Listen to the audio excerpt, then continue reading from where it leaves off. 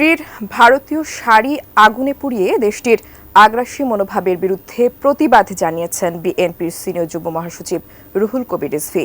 ভারত কখনোই এদেশের মানুষকে বিভক্ত করতে পারবে বলেও মন্তব্য করেন বিএনপি নেতা জয়নুল আবদিন ফারুক।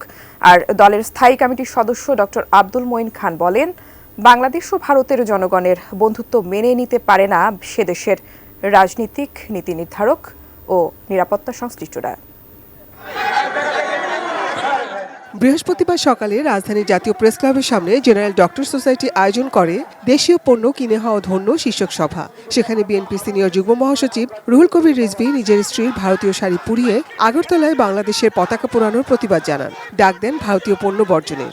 পার্শ্ববর্তী দেশ যে আমাদের এখানে উস্কানি দিতে পারে, এটা গোটা জাতি ধরে ফেলেছে। আমাদের ঐক্য ইস্পাত কঠিন ঐক্য। একই স্থানে ভারতীয় আগ্রাসন বিরোধী প্রতিবাদ সভায় বিএনপি চেয়ারপারসন উপদেষ্টা জয়নুল আবদিন ফারুক অভিযোগ করেন, শেখ হাসিনা ভারতে অবস্থান করায় উগ্রবাদীরা উৎসাহিত হচ্ছে।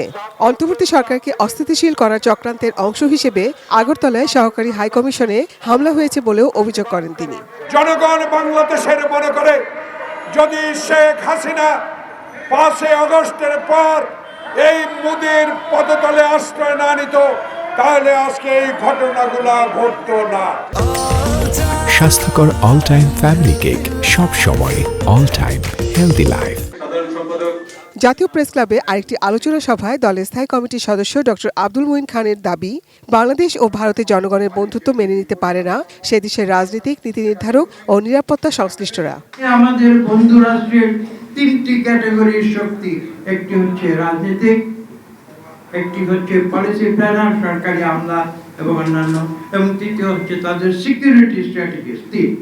এই 3টি শক্তি কেন তারা এই সত্যকে মেনে নিতে পারে না যে বন্ধুত্ব দুটি রাষ্ট্রের মানুষের মধ্যে হবে, দুটি রাষ্ট্রের সরকারের মধ্যে হবে।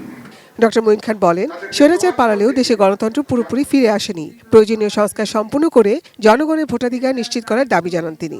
অন্তর্বর্তীকালীন সরকারকেও অতিরিক্ত ভাবে তাদের সজাগ থাকতে হবে। Nazia Afrin, ATN news, Dhaka.